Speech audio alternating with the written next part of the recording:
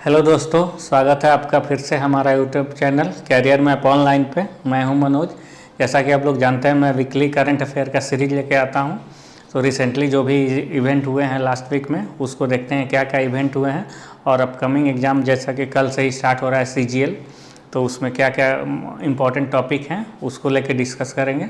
तो चलिए स्टार्ट करते हैं वीकली करंट अफेयर्स। इसमें सबसे पहला टॉपिक क्या है? अपॉइंटमेंट्स। रिसेंटली क्या क्या अपॉइंटमेंट हुआ है, तो उसमें सबसे पहले अपॉइंटमेंट जो हुआ है टीवी सोमनाथन का इन गवर्नमेंट ऑफ इंडिया के न्यू कैबिनेट सेक्रेटरी बनाए गए। New cabinet secretary of India अभी कौन रिसेंटली बनाए गए हैं? टीवी सोमनाथन। नेक्स्ट है राजकुमार चौधरी। इनको क्या बनाया गया है? Chairman and managing director of NHPC। NHPC India का एक PSU है जो पावर सेक्टर में काम करती है। उसी का हेड यानी MD और चेयरमैन किसको बनाया गया है? राजकुमार चौधरी को। नेक्स्ट है राणा आशुतोष कुमार सिंह। इनको SBI का मैनेजिंग डायरेक्टर यानी MD बनाया गया है। MD ऑफ SBI किसको बनाया गया है? राणा आशुतोष कुमार सिंह को। जैसा कि सब लोग जानते हैं, SBI जो है इंडिया का लार्जेस्ट PSU बैंक है, उसी का हेड बनाया गया है राणा आशुतोष कुमार सिंह को। नेक्स्ट है PR श्रीजेश को इंडियन जूनियर हॉकी टीम का हेड कोच बनाया गया है। Indian junior hockey men's team का कोच बनाया गया PR श्रीजेश को। PR श्रीजेश अभी बहुत ही रिसेंटली फेमस रहे हैं। वो सीनियर हॉकी टीम के गोलकीपर थे, जिन्होंने अभी हाल ही में पेरिस ओलंपिक्स में ब्रॉन्ज मेडल जीता है। इनमें इनका बहुत ही ज़्यादा कंट्रीब्यूशन था और हाल ही उन्होंने रिटायरमेंट भी लिया है हॉकी टीम से। नेक्स्ट है राहुल नवीन। राहुल नवीन को क्या बनाया गया है? Director of enforcement director. इसका फेमस नाम है ED। इन्फोर्समेंट डायरेक्टरेट का डायरेक्टर किसको बनाया गया है? राहुल नवीन को।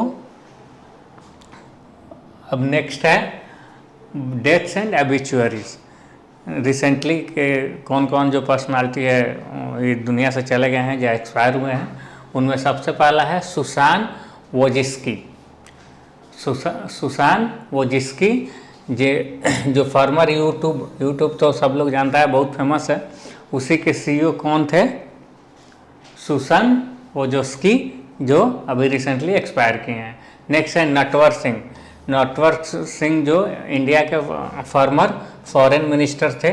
ये रिसेंटली 10 अगस्त को एक्सपायर किए हैं। ये बहुत ज़्यादा इम्पोर्टेंट पर्सनालिटीज हैं। राम नारायण अग्रवाल जो इंडियन साइंटिस्ट थे, इनका बहुत बड़ा कंट्रीब्यूशन था अग्नि मिसाइल को इंडिया में लॉन्च करने के लिए। इसीलिए राम नारायण अग्रवाल को फादर ऑफ अग्नि मिसाइल भी बोला जाता है। रिसेंटली जो एक्सपायर किए हैं 15 अगस्त को, कौन? राम नारायण अग्रवाल। इनका क्या कंट्रीब्यूशन है? ये अग्नि मिसाइल को इंडिया में लॉन्च करने के में सबसे ज़्यादा कंट्रीब्यूट किए थे। इन्हीं को देखते हुए इनका निकनेम क्या रखा गया था? फादर ऑफ अग्नि मिसाइल। नेक्स्ट टॉपिक जो है वह है अवार्ड्स। रिसेंटली एक ही अवार्ड जो स्विट्जरलैंड में दिया गया है फिल्म सिनेमा के लिए। कौन सा award? Locarno film festival award.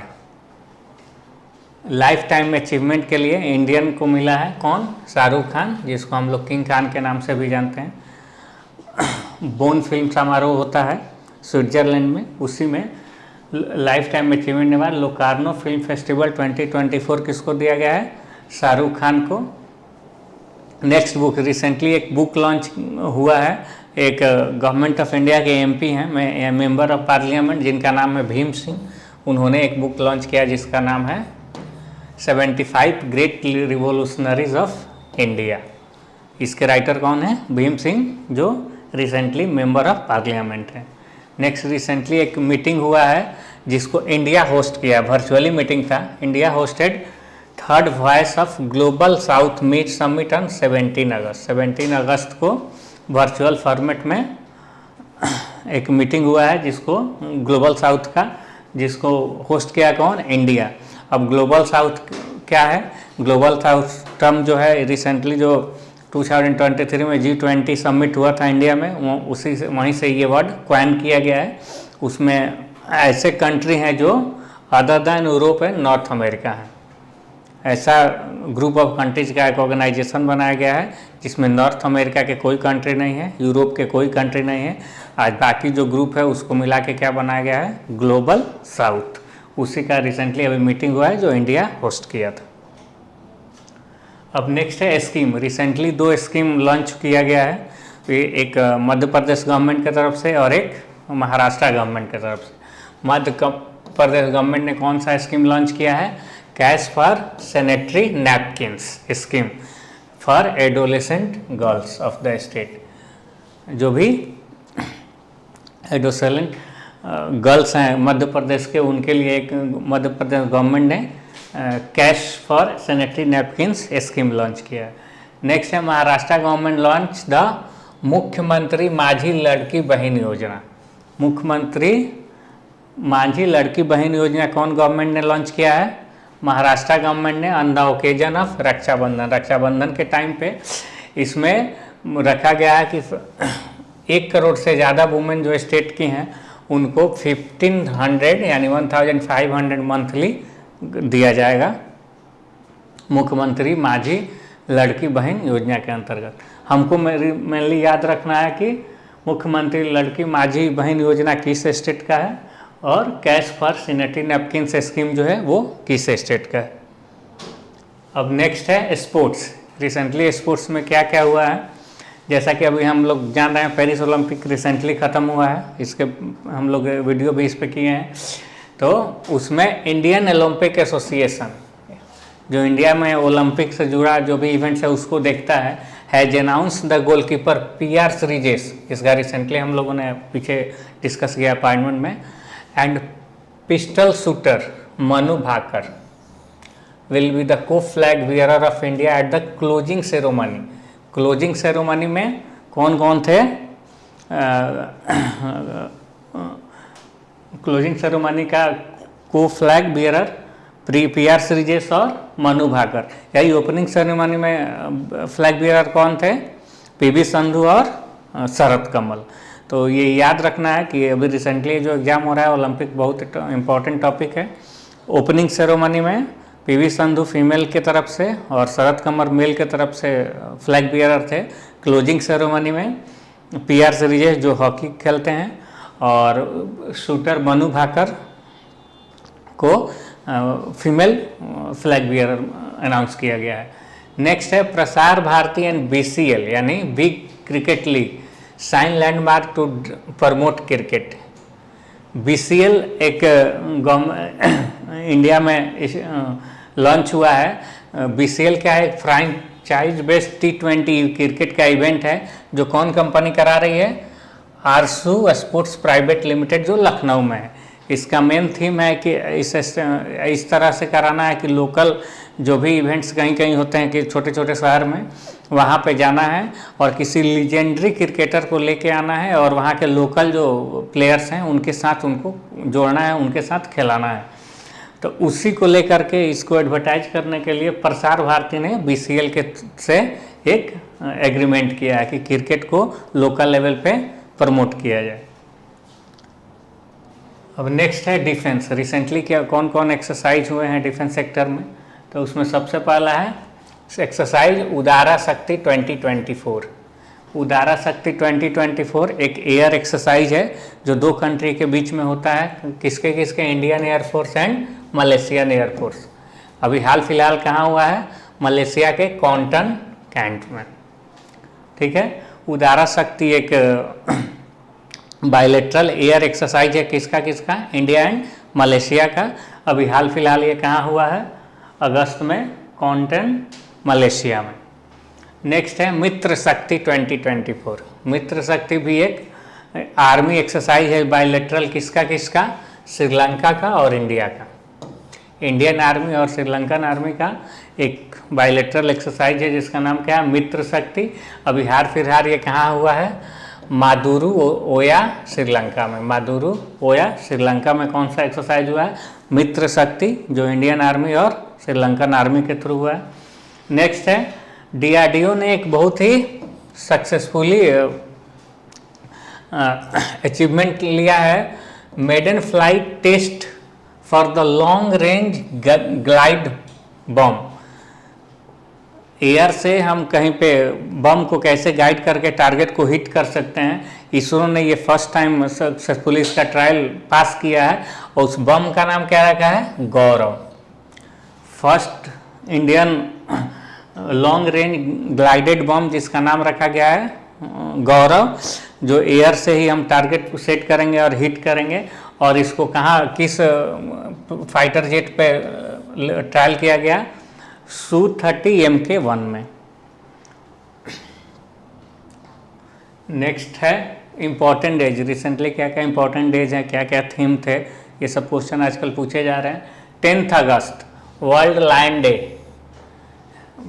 Lion को क्या बोलते हैं? पैंथोरा लियो इसका साइंटिफिक नेम है। World lion day. इसका 2024 के लिए क्या था theme? Protecting the king of the jungle. 10 अगस्त को क्या मनाया जाता है? वर्ल्ड लायन डे, जिसका लायन का साइंटिफिक नेम पैंथेरा लियो है। तो 24 के लिए थीम जो रखा गया है, क्या रखा गया है? Protecting the king of the जंगल। जैसा कि सब लोग जानते हैं फॉरेस्ट का किंग किसको माना जाता है? लायन को। 10 अगस्त को एक और डे सेलिब्रेट किया जाता है, बायोफ्यूल डे। बायोफ्यूल डे 10 अगस्त को सेलिब्रेट किया जाता है। इस बार इसका थीम क्या रखा गया था? सस्टेनेबल बायोफ्यूल्स फ्यूलिंग अ ग्रीनर फ्यूचर। अगर बायोफ्यूल का हम लोग यूज़ करते हैं तो हमारा फ्यूचर जो होगा वो ग्रीन होगा। ये इसी थीम को बेस करके इस बार 10 अगस्त को वर्ल्ड बायोफ्यूल डे सेलिब्रेट किया गया। नेक्स्ट है 11 अगस्त first world steel pan day. एक म्यूजिकल इंस्ट्रूमेंट है जो Trinidad and Tobago West Indian लोग यूज़ करते थे, धीरे धीरे पूरा वर्ल्ड फेमस हो गया। उसी को लेके इस बार यूनाइटेड नेशंस ने फर्स्ट टाइम इस म्यूजिकल इंस्ट्रूमेंट का डे डिक्लेयर किया है, वर्ल्ड स्टील पैन डे। 11 अगस्त को इसको सेलिब्रेट किया गया है। थीम रखा गया था from roots to recognition steel pan's journey to global acclaim. First steel pan day मनाया जा रहा है इस बार कब? 11 अगस्त को। और इसका थीम क्या रखा गया? From roots to recognition steel pan's journey to global acclaim. अब अगला है 12 अगस्त। 12 अगस्त को भी 2 डे सेलिब्रेट करते हैं। पहला क्या है? 12 अगस्त इंटरनेशनल यूथ डे। ये सबको पता है यूथ डे किस बेस पे हम लोग मनाते हैं? इंटरनेशनल यूथ डे 12 अगस्त। थीम क्या रखा गया? From clicks to progress youth digital pathways sustainable development. 12 अगस्त को इंटरनेशनल यूथ डे मनाते हैं। थीम क्या रखा गया था इस बार? From clicks to progress youth digital pathways for sustainable development. Next है 12 अगस्त को एक और डे मनाया जाता है जिसका नाम है world elephant day. World elephant day कब मनाया जाता है? 12 अगस्त को। नेक्स्ट है 13 अगस्त world organ donation day. World organ donation day, जो लोग डोनेट करते हैं, फर्स्ट टाइम 13 अगस्त को ही डोनेट किया गया था, इसलिए मनाया जाता है इसको। इस बार का थीम क्या रखा गया था? Be the reason for someone's smile today. 13 अगस्त को वर्ल्ड ऑर्गन डोनेशन डे मनाया जाता है। 24 का इसका थीम जो रखा गया क्या? Be the reason for someone's smile day. Next है 14 अगस्त। 14 अगस्त को कौन सा डे सेलिब्रेट किया जाता है? पार्टीशन हॉरर्स रिमेम्बरेंस डे, यानी विभाजन विभिक्षा स्मृति दिवस। जो पार्टीशन हुआ था वो कितना भयानक था, इसी को लेके ये डे हम लोग सेलिब्रेट करते हैं। कौन सा? Partition horrors remembrance day.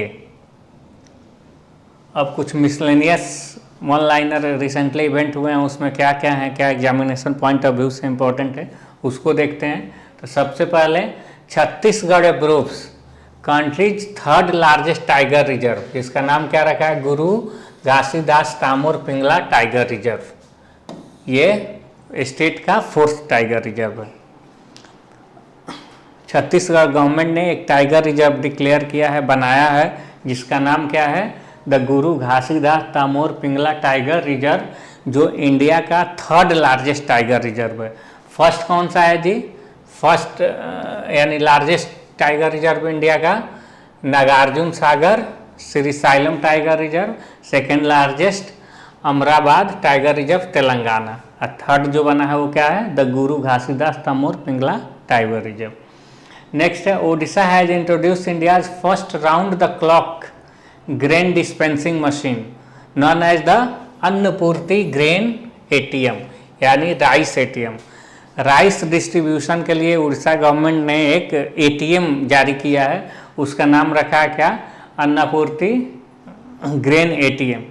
इसके थ्रू कोई कार्ड डालेंगे, अपना जितना का इंटाइटलमेंट है वो केजी डालेंगे, उसके अकॉर्डिंग वो मशीन से वो राइस उनको मिलेगा। इसका नाम क्या रखा गया है, अन्नपूर्ति ग्रेन एटीएम। नेक्स्ट है, ministry of external affair and New Space India Limited, जो कमर्शियल ऑर्गन है इसरो का, signed the MOU to facilitate the launch of Nepal's Munal satellite. ISRO का एक कमर्शियल ऑर्गेनाइजेशन, यानी जो भी फिनांस से रिलेटेड काम है वो कौन देखता है, न्यू स्पेस इंडिया लिमिटेड, उसने और एमईए ने एक एमओयू साइन किया है, जिसमें ये बताया गया है कि नेपाल का एक सैटेलाइट है जिसका नाम क्या है, मूनल, उसको लॉन्च करना है। मूनल सैटेलाइट जो नेपाल का है। नेक्स्ट है, the Neela Kurinji, a flower shrub of south west India, has been added to the international union for conservation of nature, यानी IUCN red list of threatened species. IUCN जो है, international union for conservation of nature, इनका काम है कि जो भी species हैं, चाहे वो फ्लावर्स के हों, प्लांट के हों, एनिमल के हों, वो कौन इन डेंजर है, कौन सही चल रहा है, कौन बिल्कुल विलुप्त हो गया, red list, grey list, green list जारी करते हैं। तो साउथ वेस्ट इंडिया में एक फ्लावर पाया जाता है जिसका नाम है नीला कुरिंजी। इसको इन्होंने अभी रेड लिस्ट में डाला है कि ये बहुत जल्दी ख़त्म होने वाला है अगर इसको केयर नहीं किया गया तो। नेक्स्ट है, मिनिस्टर ऑफ एजुकेशन कौन है, minister of education Dharmendra Pradhan एक रैंकिंग जारी किए हैं, release the Indian institution ranking which implements NIRF, यानी national institutional rankings. Government of India ने 2015 से जो भी हायर एजुकेशन है इंडिया में, उनका एक रैंकिंग जारी करने का सिस्टम स्टार्ट किया था। इस टाइम धर्मेंद्र प्रधान 12 अगस्त को ये रैंकिंग जारी किए हैं, जो एजुकेशन मिनिस्टर हैं। इसमें IIT मद्रास जो है टॉप पोजीशन पे है, Indian institute of science Bangalore second पे, और IIT दिल्ली थर्ड पे। यानी इंडिया में जो भी हायर इंस्टीट्यूशन है उसमें टॉप पोजीशन पे गवर्नमेंट ऑफ इंडिया का जो रैंकिंग है उसमें किसको रखा गया है, IIT मद्रास को, सेकंड पे IISc बेंगलुरु को, और थर्ड पे IIT दिल्ली। नेक्स्ट है, the national payment corporation of India यानी NPCI is a spinning of its Bharat interface for money, जिसको भीम बोलते हैं app, into a stand alone subsidy to bolster its present in the digital payment market. अभी तक NPCI जो था अपना भीम, जो UPI से हम लोग पेमेंट करते हैं, उसको अपने अंडर में कंट्रोल करता था और देखता था कि कैसे काम हो रहा है, या जो भी काम भीम का होता था वो देखने का काम NPCI का था। अभी हाल फिलहाल उसने एक इसको अलग कर दिया है, भीम अपना एक स्टैंड अलोन सब्सिडी कंपनी हो गई है किसकी, NPCI की, जो खुद से अपना UPI का काम देखेगी, उसमें NPCI कोई इंटरफेयर नहीं करेगा। और इसी भीम का फर्स्ट CEO जो आफ्टर सेपरेशन ऑफ NPCI जो बनाया गया CEO, किसको बनाया गया है, ललिता नटराज को। फर्स्ट CEO ऑफ भीम किसको बनाया गया है, ललिता नटराज को, जो भीम पहले NPCI का पार्ट हुआ करता था, अब सेपरेट हो गया है। नेक्स्ट है, MOU was signed between the national health authority government of India and Maharashtra university of health sciences to driving digital health education across the India. India का दो हेल्थ से रिलेटेड इंस्टीट्यूशन है, कौन कौन, एक हेल्थ नेशनल हेल्थ अथॉरिटी, दूसरा Maharashtra university of health sciences. इन दोनों ने एक MOU साइन किया है इसलिए कि डिजिटल हेल्थ को इंडिया में एडवर्टाइज करना, पूरा अक्रॉस द इंडिया हर जगह डिजिटल हेल्थ को बढ़ावा देना है। डिजिटल हेल्थ का मतलब क्या हुआ कि इस तरह से लोगों के पास इसको पहुंचाना है कि लोग ऑनलाइन अपना ओपीडी करवा सकें, अपॉइंटमेंट ले सकें, जाके वहाँ दिखाने की ज़रूरत नहीं हो, सब कुछ डिजिटल हो। इसी को एडवर्टाइज करने के लिए 2 इंस्टीट्यूट इंडिया के MOU साइन किए हैं। कौन कौन? National health authority and Maharashtra university of health sciences. अब नेक्स्ट है यूनियन मिनिस्टर फॉर जल शक्ति जो CR पाटिल हैं, लॉन्च्ड और the 2.0 version of flood watch India mobile app. एक मोबाइल ऐप जो जल शक्ति मंत्री हैं CR पाटिल, उन्होंने लॉन्च किया है, जिस ऐप का नाम क्या है? Flood watch app. डेवलप कौन किया है? Central water commission. इसका मेन काम क्या है? It provides enhance and detail overview of flood condition across the country. इस ऐप से कहाँ पे कौन सा फ्लड आ रहा है, उसका क्या ट्रैकिंग हो सकता है, कितना डैमेज हो सकता है, कितना नहीं होगा, उसके क्या बचाव होंगे, क्या पूरा ओवरव्यू एक इस ऐप पे, फ्लड वॉच ऐप पे आपको मिल जाएगा। कहीं भी अगर कोई फ्लड प्रोन जोन एरिया है, चाहे कहीं फ्लड आने वाला है तो हमको बेसिकली अभी जो ये देखना है कि गवर्नमेंट ऑफ इंडिया ने फ्लड को ट्रैक करने के लिए, ओवरव्यू देने के लिए एक ऐप लॉन्च किया है। उस ऐप का नाम क्या है? तो फ्लड वॉच ऐप। नेक्स्ट है government is set to launch Kisan Ki Baat, a monthly radio program aimed at bringing scientific knowledge to farmers. Government of India ने, जैसे सबको पता है, प्राइम मिनिस्टर ने हमारे मन की बात स्टार्ट किया है, जो कि किसी भी पर्टिकुलर टॉपिक पे किसी भी प्रोग्राम में वो बात करते हैं, एक पर्टिकुलर टाइम पीरियड होता है। उसी के बेस पे एक मंथली रेडियो प्रोग्राम स्टार्ट किया गया है, जिसका नाम क्या रखा गया है? किसान की बात। इसमें स्पेसिफाई कर दिया गया है कि इस पे सिर्फ फार्मर से रिलेटेड बात होगा, एग्रीकल्चर से रिलेटेड बात होगा, जिसका बेनिफिट्स हमारे किसान को मिलेगा कि कैसे साइंटिफिक अप्रोच से हम खेती करें, अपना प्रोडक्शन बढ़ाएं। इसको लेके जो गवर्नमेंट ऑफ इंडिया ने एक रेडियो प्रोग्राम स्टार्ट किया है, उसका नाम क्या रखा है? किसान की बात। नेक्स्ट है government of India launch the AI based national paste surveillance system NPSS that will help farmer to connect with agriculture scientists and experts on controlling pest using their phones।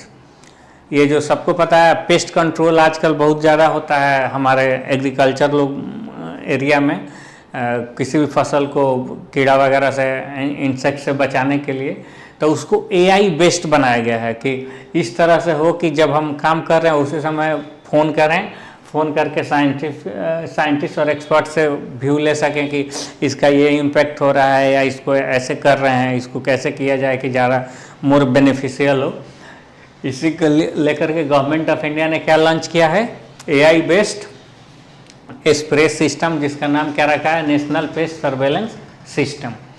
And last RBL bank, जिसको हम लोग Ratnakar bank limited बोलते हैं, उसने एक bank में fix deposit start किया है, जिसका नाम रखा है विजय फिक्स डिपॉजिट। किस ओकेजन पे किया है? 78th इंडिपेंडेंस डे, जिसमें विजय फिक्स डिपॉजिट में बैंक क्या ऑफर कर रही है? 500 days fix deposit tenure with high interest. जो नॉर्मल इंटरेस्ट बाकी बैंक फिक्स डिपॉजिट पे किस पर्टिकुलर पीरियड के लिए देती है, उससे थोड़ा हाई इंटरेस्ट पे आपको ये फैसिलिटी मिलेगी अगर आप 500 डे के लिए किस फिक्स डिपॉजिट में जा रहे हैं? विजय फिक्स डिपॉजिट पे। ये स्पेशली ब्रेव सोल्जर्स के लोग जो हैं उनके लिए ये स्कीम लॉन्च किया है। कौन? RBL बैंक ने। ये रिसेंटली जो भी कुछ इवेंट्स हुए थे वीकली बेसिस पे, वो सबको मैंने एक जगह समअप करने की कोशिश किया है, जो एग्जामिनेशन पॉइंट ऑफ व्यू से बहुत इम्पोर्टेंट है। अगर वीडियो अच्छा लगा हो तो सब्सक्राइब करना, चैनल पर कमेंट करना और लाइक करना ना भूलें। मिलते हैं फिर नेक्स्ट वीडियो में। Thank you.